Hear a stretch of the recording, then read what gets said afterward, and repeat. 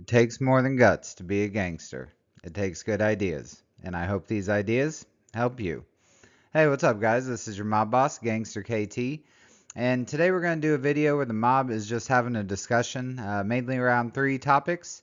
So first one, I'm going to give the mob's take on Apocalypse, that release, and how that's going.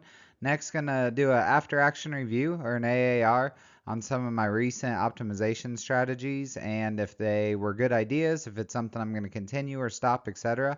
And then lastly, going to go through some of the recent upgrades I've done, in case you're trying to make decisions, and go through some of my reasoning and see if that may help you. So let's get on into it here. So first off, I think those who have them and just the videos you've been watching, there's common consensus that Apocalypse needs help. So we all did this for a year. The first experience I had when I got him and got him powered up high enough to use him, I went into RTA just to practice and took him with the other four horsemen. Excited to try it out, the full five-man team we've been working on so hard.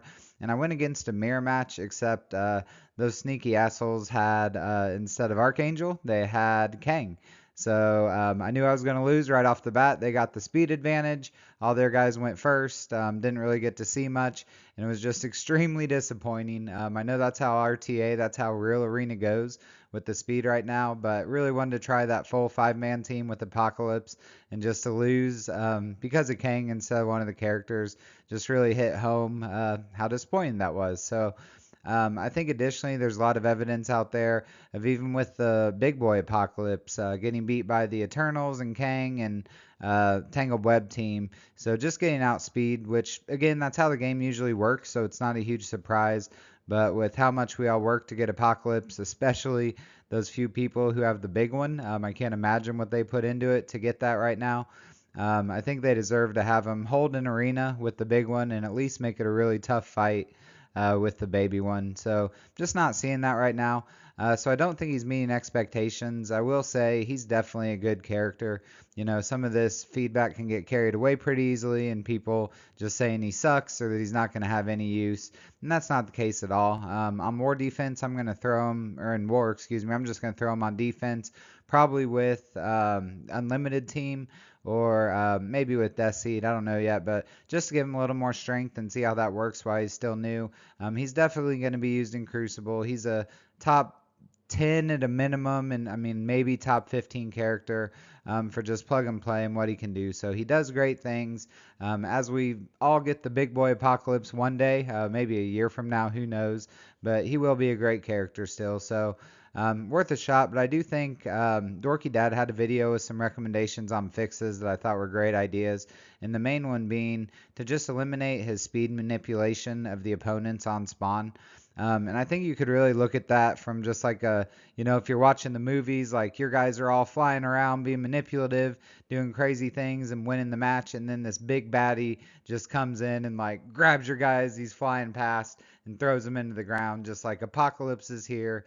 All this BS is done. Like we aren't doing these speed tricks anymore. So I think that'd really make a lot of sense and would just make him useful in every game mode and really get the respect that he deserves. So hopefully there's some changes on the way. It sounds like there's some rumors that he may get buffed soon based on this feedback. And pretty amazing they didn't identify this ahead of time when the community's been talking about this for at least a month. But hopefully we will see some change soon. All right, so next we're going to do a AAR. It stands for After Action Review, and it's taking a look at some of the things you've done and evaluating, is it worth still doing those things? Should I stop? Should I adjust, etc. So I'm going to go through that on three of the things I've recommended in videos recently and some things I've been doing myself. So the first one is my recommendation not to spend gold on teal gear supplies in the supply store. So it's just way too expensive. I give that one a rating of a 5. And I'll explain that a little bit. So after Kang, I was level 91, and I had pretty much all my guys where I wanted them, and actually gotten up to 32 million gold. And I was a little nervous. I was like, okay, maybe I need to start buying this teal gear. That is way too much gold. I don't need to have that much. There's an opportunity cost to that. And so I didn't really change. That's as high as I got. But then right around that time, Moonstone came out, and I took her up to level 90. And then within the same week, it seemed like it, Apocalypse came out, and I also hit level 92. And so the process of getting Apocalypse all the way up to level 92, getting my other characters to 92, I went from 32 million gold to within about 1 week having 300,000 gold. So made me give this rating of a 5. After going through that, I realized that using the gold on leveling is definitely the right choice right now. Those teal gears are very important. The T17s, I don't mean to diminish that. They're needed for Big Boy Apocalypse. They're actually needed on all 4 Horseman teams just to enter the Big Boy stages, even to be able to do the first node. But it's just way too expensive right now. So the last column you'll see in this table is called Change Trigger. So what could happen to make me change this decision that I've made, or this recommendation? And so there's one of two things. First off, when the other gear tiers have come out, after they have their initial supply, one of the things they normally do is they double the amount of gear you get for the same cost. So if they make it so it's 2 pieces for 150,000 and 4 pieces for 300,000 of the T17 minis, that would be more appealing. I'm still not sure if that would be worth it. It'd probably depend on my overall supply and demand with gold, but definitely could make me change this. And then the other thing just is if there's a miraculous increase of gold supply, if I do get to the point where I'm up to 50 million somehow with spending it on everything I want, then I would adjust as well, but I don't see that happening. So next decision I recommended back a while ago, I think in my first Glockbotch video, but was to only spend power cores during events right now. And I give that a rating of a 2, which on a scale 1 to 5 is pretty low, and so I'll explain that. So that was basically saying because the importance of events there for a while, that it wasn't worth doing the 50 core refreshes every day. And one reason that I don't think that's accurate and my path forward is to adjust that strategy is because the level cap increase. So now that you can get experience again and it's actually meaningful to get up to level 95, that's one more thing you get from doing those campaign nodes. So I think that that tips the scale and really makes it worth it to do that 50 core refresh to do the campaign nodes again. So you can see my path forward. I am adjusting. I am going to do all the 50 core refreshes on campaign nodes every day up until I hit level 95. Now my change triggers for that, one, obviously when I hit level 95, it'll go back to where there's not that extra value, and I'll probably stop depending on the state of events at that time, but I'll probably go back to just saving up my cores for events. So that's the next thing, the criticality of events. You know, if they're similar to these 5-year anniversary events, then I probably will keep spending cores for those daily refreshes just for the resources, because I don't really care about these rewards as much. But if it's tied to a character release, then I'll definitely be saving my cores and make sure to do it for the event only because of how important that'd be. So based on the criticality of the events, I may start and stop doing this over time. But again, for right now with the level cap increase, I'm definitely going to start spending 50 cores again until I hit that level 95. Spending 50 cores 4 times daily for a total of 200 cores. So the third thing that I'd recommended previously was to basically really focus and only upgrade new characters. I talked about having a line on your roster screen and only upgrading above the line. So that advice so far, I'm going to give myself a rating of a 4 out of 5 and a path forward to continue. So I think there could be some downsides to this. So characters like Doom, like Omega Red, some of the older characters that I'm not upgrading probably are still worth upgrading. And, you know, is it better to upgrade Omega Red or Moonstone? I don't know the answer to that, but because I'm focusing on new characters, I am upgrading Moonstone. I'm not upgrading Omega Red anymore. And as long as he's doing what I want him to do in Warren and Crucible, then I really don't see a problem with that. So overall, I think this has worked very well. The story I've told of getting down to 300,000 gold, I think does help reinforce that this is a good idea. If I had a ton of extra gold, then I should be going more to older characters too, right? And I don't have that balance right. But really, if anything, I'd like more gold right now to work on some of the, you know, 3rd and 4th best characters on the Horseman team, take them from level 90 up to 92, those types of things. So definitely have room for more gold. So I think the only working on the newer characters has worked out very well. No foreseeable changes to that, again, unless there's a huge change in resource shifting. And in fact, if there's really going to be 4 or even 6 new characters in this next patch, it's going to be hard to work on all those with everything that's been going on. So again, I think the lookout here is it may be short-sighted on a few old tunes, but really that's going to be performance-based. If they're doing what I want, then I'm not too worried about that. So overall, I think my recommendations have been pretty good. Again, I did adjust the power cores recommendation, mainly because of the level cap increase, but I think the other two are still very solid and what you should be doing. So lastly, I want to just go through for you guys some of the recent upgrades that we've seen in the mob and a few of the plans I have in the near future. So if you're, not sure who to work on next, this may help you or at least let you know where I've really been focusing recently. So because of the way I've been pretty deliberate with how I'm spending gold and not just going crazy. I have been able to get most of my good tunes up to the level cap. So for me right now, that's 92. So I have my whole Gamma team, all the Horsemen, my Kestrel, my Icarus, on and on. Those types of characters, being able to keep up with them.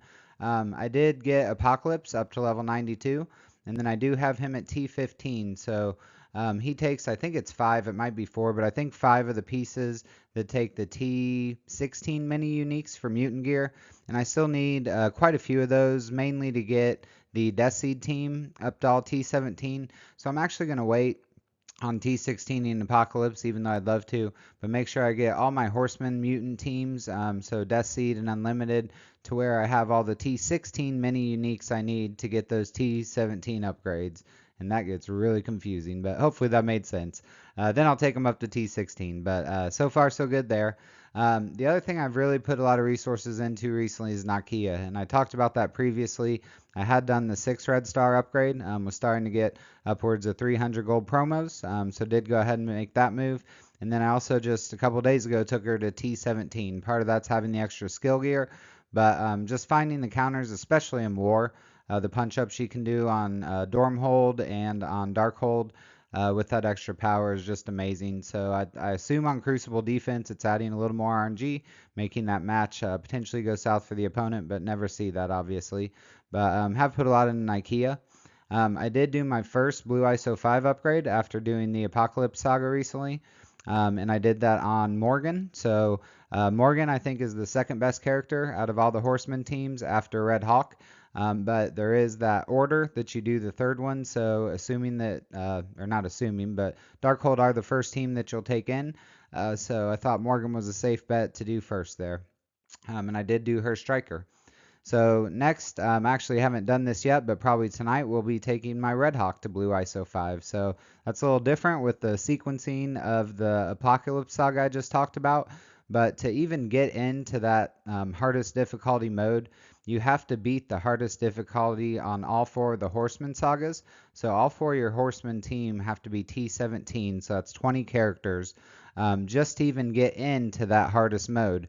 And so I think at that point it is dependent on having those specific tunes for the node ready. So once I have all 4 Horseman teams, 20 characters, all up to T17, then if I have my 5 Darkhold teams to members, to Blue ISO 5 as well, I'll be able to do the first node.